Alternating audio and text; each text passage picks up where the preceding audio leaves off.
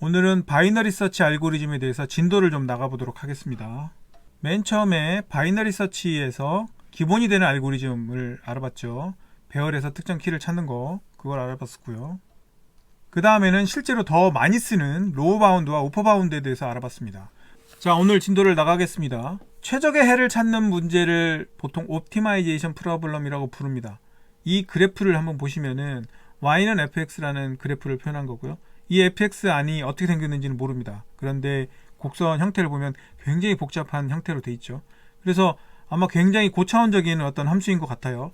그런데 이거를 직접적으로 풀어낸다면은 굉장히 복잡한 수학적인 과정이 거쳐야 될 거고, 그 과정이 뭐 계산이 복잡할 수도 있고 실제로는 풀이가 복잡할 수도 있고, 어떤 거는 그 풀이를 찾는 게 진짜 현실적으로 가능한지도 모르고 이런 상황이 있을 수 있잖아요. 여기서 우리는 이 fx는 빠르게 계산할 수 있다고 가정을 할게요. 그런데 fx는 0 또는 어떤 상수값이 주어졌을 때 이때의 x를 찾는 거는 굉장히 어렵다, 이렇게 가정을 할게요.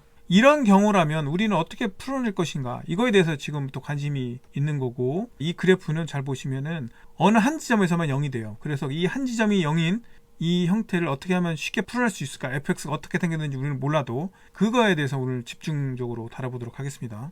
디시전 프로블럼이라는 건 뭐냐면은 어떤 입력이 주어졌을 때 yes 아니면 no로 나오는 이런 질문, 이런 것들을 전부 다 디시전 프로블럼이라고 부릅니다. 그 안쪽에 어떤 알고리즘에 의해서 계산이 돼가지고 yes 아니면 no가 나오는 거예요.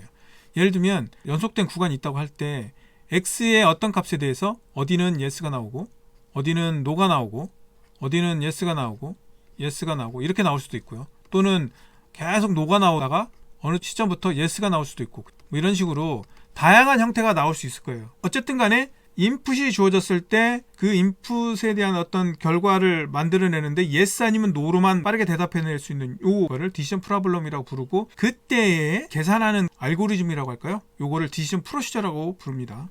그래서 이 경우는 어떤 형태의 디시전 프로시저에 집중을 하고 있냐면은 쭉 구간이 가다가 어느 시점부터는 계속 yes만 나오고 어느 시점부터는 계속 이 밑으로는 계속 no가 나오는 이런 형태의 디시전 프로블럼에 우리는 관심이 있어요. 왜냐? 이런 형태로 만들 수만 있다면, 우리는 이 yes가 나오는 첫 번째 위치를 빠르게 찾을 수만 있다면 이게 솔루션이 된다는 거예요. 우리가 찾고자 하는 옵티멀한 위치를 x라고 볼 때 그 옵티멀한 위치에서부터 x가 커지는 방향으로는 무조건 yes가 나오고 그 밑으로는 무조건 no가 나온다면 우리는 그 yes가 나오는 구간의 맨 첫 번째 위치를 빠르게 효율적으로 찾아낼 수 있다, 이런 얘기가 되겠습니다. 예를 들면 지금 이 함수에서는 fx가 0보다 크다, 그럴 때는 true, fx가 0보다 작으면 false를 리턴한다면 이 true로 바뀌는 이 지점이 정답이 된다는 거죠. 이 함수를 빠르게 계산할 수만 있다면. 로어 바운드죠. 그러니까 true인 구간에 로어 바운드를 찾으면 정답을 찾을 수 있고, 그렇게 문제를 만들어낸 디시전 프로블럼을 찾아내는 이 과정만 잘 해결하면 우리는 바이너리 서치로 옵티멀한 솔루션을 찾아낼 수 있다, 이런 얘기가 되겠습니다. 그 yes가 되는 구간의 메인 첫 번째 위치가 정답이고 옵티멀한 솔루션이 될 거고, 그 위치는 true인 구간의 로어 바운드가 된다, 이런 얘기가 되겠습니다.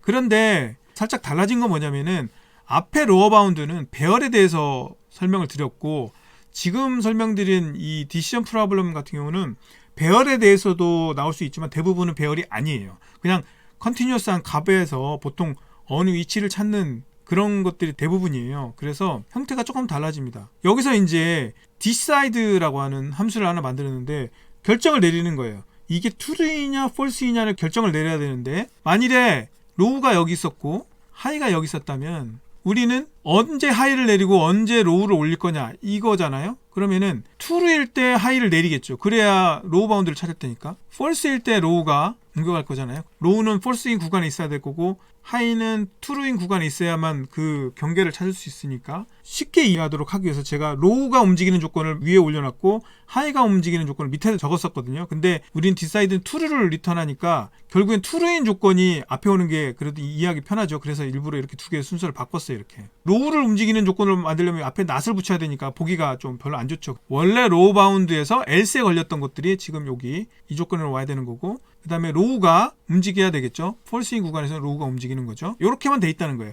요거만 다르고 나머지 조건은 다 똑같아요. 그리고 여기 if문에 들어갔던 거를 이렇게 웨브 함수로 빼는 거예요. 어떤 복잡한 알고리즘이 돌아가서 true 아니면 false라는 결과를 만들어서 리턴만 해준다면 그 구간이 계속 false이다가 true가 되는 어떤 구간의 시점이 있다면은 그 시점을 바이너리 서치로 돌리면은 로어 바운드를 찾을 수 있고 그게 옵티멀한 솔루션이 된다. 이 바이너리 서치를 통해서 로어 바운드를 찾는 방법이 지금 제가 설명드린 이 방법 하나만 있느냐? 그건 아니에요. 상황에 따라서 조금씩 부호 관계나 이퀄이 어디에 들어가냐 안 들어가냐 뭐 플러스 1을 하네 마네 이런 것들은 좀 달라질 수가 있지만 결과적으로 원리는 다 똑같아요. 근데 대체로 이 두 가지 유형 중에 하나만 쓰여요. 저는 왼쪽으로 거의 다 해결하고요. 이것만 알고 계셔도 좋은데 어떤 사람들은 스타일상 요걸 더 선호하시는 분들도 있긴 합니다. 이건 뭐냐면은 while 조건에 로우가 하이보다 작을 때만 돌아요. 그럼 이퀄이 빠졌잖아요. 이퀄이 빠졌기 때문에 둘이 만나면 끝난다는 거예요. 이 왼쪽 스타일은 제가 이전 영상에서 아주 자세히 설명드렸죠. 끝날 때 하이가 여기로 오고 여기가 로우로 오면서 한 칸 어긋나면서 끝난다고 했잖아요. 근데 여기서 종료 조건이 이퀄이 빠졌기 때문에 얘네들은 둘이 만나면 끝나요. 로우와 하이가 같은 위치를 가리키면서 끝나요. 여기서 이제 주의할 게 있어요. 하이는 미드로 가고 로우는 미드 플러스 1로 올라가야 돼요. 상세한 내용은 그전 영상에서 한 방식을 가지고 직접 한번 해보시는 게 좋을 것 같고 오늘은 좀 진도를 나가기 위해서 자세하게 설명드리진 않지만 직관적 해석을 한번 해보도록 할게요. 하이는 투루인 구간에서만 움직일 거예요. 그리고 로우는 폴스인 구간에서 움직일 거예요. 그러면 하이는 잘 보시면 미드 위치에서 뒷사이드가 투루인 구간에서 하이는 움직이는데 항상 하이는 투루인 구간을 벗어나지가 않아요. 그렇겠죠. 왜냐면은 투루일 때 하이를 미드 위치로 옮겨놨으니까 미드 마이너스 1이 아니기 때문에 항상 하이는 투루인 구간으로만 움직여요. 근데 로우는 어때요? 폴스일 때 한 칸 더 앞으로 가기 때문에 폴스일 때도 움직이지만 이 폴스인 구간에서 한 칸 더 앞으로도 갈 수 있어요. 여기까지가 로우가 움직이는 구간이죠. 근데 이 룹을 빠져나가기 위해서는 로우가 하이보다 크거나 같아야 되는데 그래서 둘이 만나는 경우 로우와 하이가 같아지는 경우만 룹에서 빠져나올 수 있는 조건이 성립이 되는 거죠. 결국 그래서 이 룹을 빠져나올 때는 로우와 하이가 같은 구간이 되는데 그 구간이 어디냐면 투루의 로어 바운드 위치가 되는 거죠. 그래서 그냥 로우만 리턴하면 되는 거예요. 그게 왼쪽 코드와 오른쪽 코드의 차이점입니다. 종료 조건만 한 칸 어긋나서 끝나느냐 로어 바운드 위치에서 둘이 만나면서 끝나느냐 요것만 달라집니다. 호불호가 있어요. 그래서 사람마다 자기가 직관적으로 이해하기 편한 거를 선택해서 쓰는데 저는 왼쪽 편이 훨씬 편했고요. 오른쪽이 마음에 드시는 분들은 뭐 오른쪽 걸 쓰셔도 별 문제 없을 것 같습니다. 그럼 저렇게 두 가지 방법밖에 없느냐? 그렇지 않습니다. 여러 가지 방법이 있습니다. 사실 지금 설명드릴 거 말고도 또 있어요. 여러 가지 방법이 있는데 사실 그거 다 알 필요는 없을 것 같고요. 이 방법은 왜 설명을 드리냐면 나중에 틀이나 이런 거 설명드릴 때도 이 비슷한 개념을 설명드릴 일이 있을 것 같아가지고 미리 말씀을 드리는 것 뿐이고요. 그러니까 로우가 여기고 하이가 여기라고 해보자고요. 먼저 중간쯤을 한번 찔러봐요. 예스인지 노인지를 보는 거죠. 이 크기가 사이즈라고 하면 맨 처음에는 사이즈의 반절만큼 테스트를 해보고 이 경우는 그냥 투르니까 그냥 넘어가도록 하고 그 다음에는 다시 2분의 1로 또 줄여요. 이 스텝이라는 변수가 그렇게 하는 거죠. 그럼 2분의 1로 또 줄이면 결국에는 4분의 1이 되겠죠. 대략적으로 4분의 1 돼요. 여기 투르인지 폴스인지 보는 거죠. 폴스네요. 그러면 로우를 이동시켜요. 여기까지요. 폴스인 구간이 나왔으니까 로우를 움직일 수 있죠. 그럼 로우를 움직여요. 다시 또 줄여요. 2분의 1로. 그러면 여기가 폴스이니까 또 움직여요. 그럼 로우가 여기로 가요. 또 여기서 다시 2분의 1로 또 줄여요. 그러니까 계속 스텝을 줄여나가는 거죠. 폴스일 때만 움직이는 거예요. 폴스이면 한 발짝 앞으로. 이거는 약간의 직감만 발휘해도 바로 이해할 수 있을 것 같으니까 자세한 설명은 생략하도록 하겠습니다. 그러나 많이 쓰이진 않습니다. 이 개념만 중요해요. 개념만. 왜냐면 나중에 또 쓰일 일이 있으니까. 하지만 이 코드 자체는 그렇게 많이 쓰이진 않아요. 이번에는 정수 구간이 아닌 실수 구간인 경우에 대해서 알아보도록 하겠습니다. 앞에까지는 결국 로우와 하이가 가리키는 구간이 정수 구간이었어요. 그런데 이게 실수 구간인 경우도 되게 많거든요. 실수인 구간에서는 어떻게 해야 되는지를 살펴보겠다는 거죠. 실수 구간으로 바꿨을 때 가장 큰 문제가 되는 부분은 여기입니다. 마이너스 1과 플러스 1. 그러니까 미드라는 곳이 나왔는데 거기에 하나 마이너스 1인 구간과 플러스 1인 구간에 이 사이에는 실수로 따지면 무수히 많은 수들이 들어있을 거잖아요. 실수 구간에서는 미드에서 얼마나 작은 값을 빼주고 얼마나 작은 값을 더해줄지 판단을 못하게 했기 때문에 마이너스 1 또는 플러스 1한 코드는 사라져야 돼요. 그래서 로우든 하이든 미드 위치까지밖에 올 수 없는 거예요. 그러면 문제가 생기죠. 종료는 언제 할 거야? 라는 문제가 생겨요.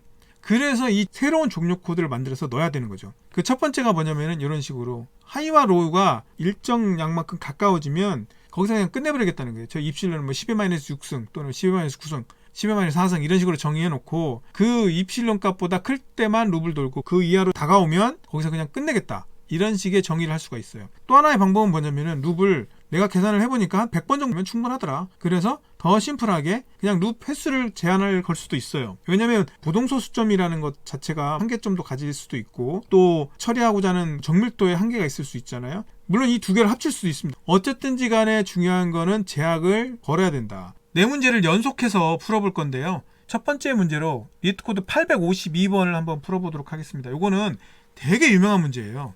되게 유명한 문제라서 이게 자주 나옵니다. 어레이가 있는데 어레이에 어떤 값들이 이렇게 점점 증가하는 형태. 같은 값이 없어요. 연속해서 예를 들면 이렇게 같은 값이 나올 수가 없고 계속 증가만 하는 거예요. 그러다가 어느 순간에 또 감소만 해. 이랬을 때 이 피크인 값, 이 값을 찾는 문제예요. 여기가 어디냐? 요 위치가 어딘지를 찾는 거예요. 이 문제는 좀 심플하게 만들기 위해서 배열의 요소가 최소한 3개는 들어간다라고 정의를 하고 있어요. 이렇게 값들이 증가하다가 어느 시점에 피크가 이렇게 있으면은 그랬을 때 이 피크가 어디냐라는 걸 찾는 거라고 했죠. 이 위치가 어딘지. 이걸 바이너리 서치로 풀 수 있다는 거죠. 값이 이렇게 단순 증가 또는 같은 값이 나올 수도 있지만 이렇게 어쨌든 증가하는 형태에서는 미드를 가지고 로우를 움직일지 하이를 움직일지를 판단할 수 있었어요. 왜냐면 이 미드에 있는 값을 읽어봤더니 내가 찾는 값보다 크면 로우가 움직이면 되는 거고 내가 찾는 값이 이 미드보다 작으면 하이가 움직이면 되는 거예요. 그러니까 뭐가 필요했냐면 키하고 미드 값하고의 관계가 필요했어요. 그러면 여기서는 뭘 가지고 로우와 하이를 움직일 건지를 판단할 거냐는 거죠. 어떤 위치, 여기라고 해보죠. 여기 위치를 읽었을 때 이 경우는 로우가 움직여야 되겠죠. 여기가 미드라고 하면 뭘 보고 지금 우리가 이게 움직인다는 걸 판단한 거죠? 증가의 위치에 있는지 앞에 거 뒤에 걸 보니까 증가하는 과정이 있다. 그러면 로우가 움직이는 게 맞겠죠. 이 구간에 있으니까. 반대로 내가 앞에 거 뒤에 거를 봤더니 쭉 감소하는 추세에 있네? 그럼 어디로 가요? 하이를 움직여야 되겠죠. 이걸 보고 판단하는 거죠. 그러니까 미드를 찾은 다음에 앞에 값 뒤에 값을 다 읽어봐야 돼요. 내가 증가 추세에 있는지 감소 추세에 있는지. 그래야만 바이너리 서치를 찾을 수 있어요. 피크인 지점은 어떻게 돼요? 앞에 거하고 그 다음 거를 봤더니 내가 제일 커. 그럼 정답을 거기서 피크해서 찾을 수 있는 거죠. 이런 방법으로 바이너리 서치를 할 수 있는 거예요. 자, 이걸 그대로 코드로 옮겨보도록 하겠습니다. 배열의 크기. 그리고 로우는 1부터 찾으면 돼요. 왜냐면은 이 문제의 정의를 잘 읽어보시면은 맨 앞에 거하고 맨 끝에 거는 답이 될 수가 없어요. 이 문제의 정의가 그렇게 돼 있어요. 그래서 답은 1부터 맨 끝에 앞에까지예요. 그래서 n-2까지. 왜냐면 n-1이 맨 끝이니까 제가 선호한 스타일로 계속 구현을 할 거고요. 인트 미드는 로우 플러스 하이 나누기.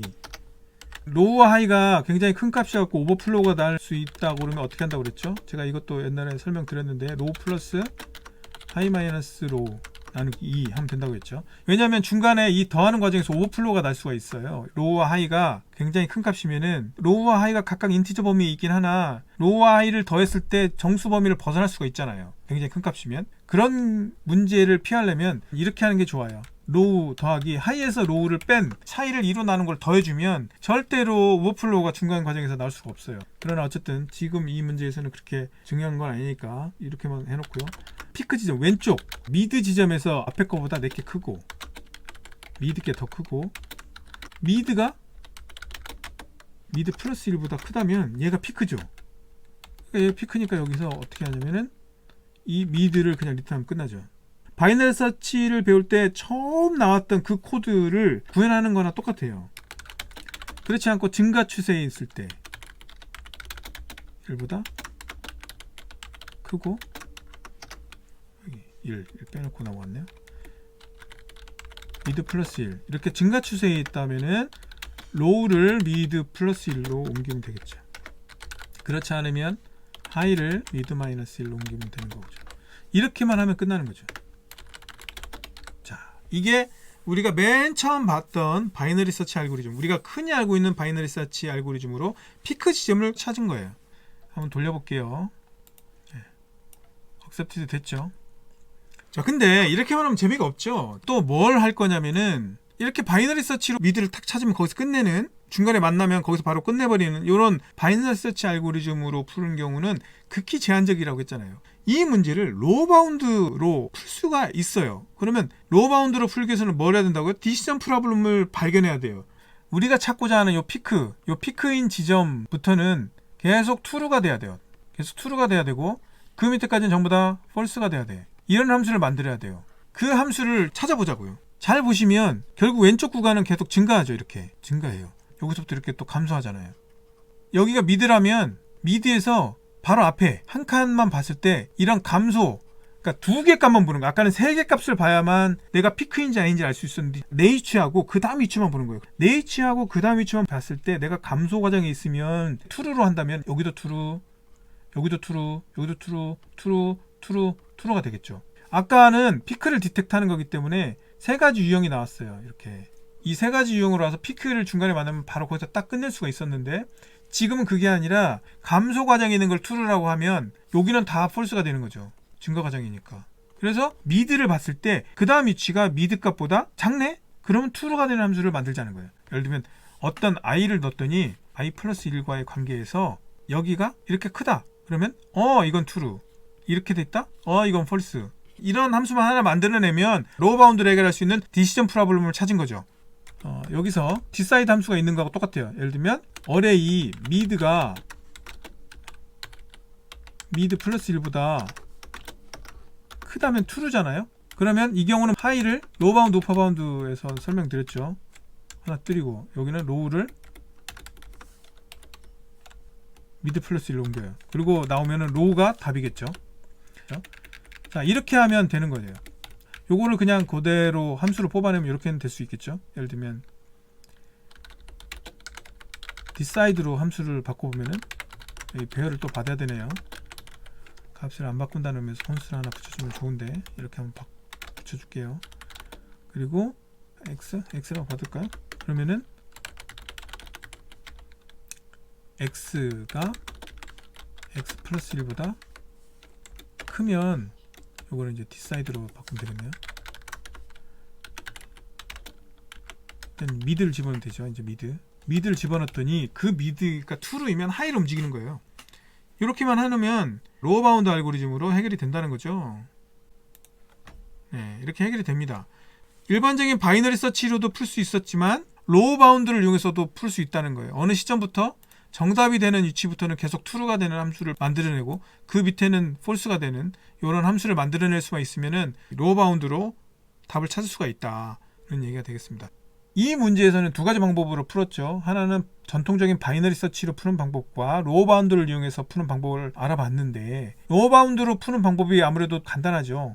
오늘은 이 문제까지만 풀고 나머지 영상에서 그 다음 문제들을 풀어보도록 하겠습니다. 오늘 배운 거 로우 바운드로 푸는 거하고 바이너리 서치로 푼 거 이거 잘 기억해 두시고요. 정말 중요한 거는 뭐다? 전통적인 바이너리 서치보다 로우 바운드로 풀어보는 이 개념이 의외로 많이 생각하셔야 되는 경우가 많거든요. 저 함수 디시전 프로블럼, 디시전 프로시저를 어떻게 찾아내느냐가 굉장히 중요하거든요. 인터뷰에서 바이너리 서치로 푸는 문제가 나왔는데 좀 어려운 문제다 그러면 로우 바운드로 찾는 문제, 디시전 프로블럼을 찾아내는 문제가 대부분이라고 보시면 되고 바이너리 서치 알고리즘은 알고는 있나? 라를 물어보는 거라면 전통적인 바이너리 서치를 구현할 수 있는 능력을 알아보는 정도가 나올 거라고 생각이 됩니다. 그래서 기본이 되는 바이너리 서치 알고리즘도 알아야 되지만 디시전 프로블럼으로 바꿔서 로우 바운드로 풀 수 있는 이런 방법들, 디시전 프로블럼을 어떻게 찾아낼 것인가 하는 그런 것들에 대해서도 훈련이 좀 되어야 하지 않을까 하는 생각이 듭니다. 다음번 영상으로 다시 찾아오겠습니다.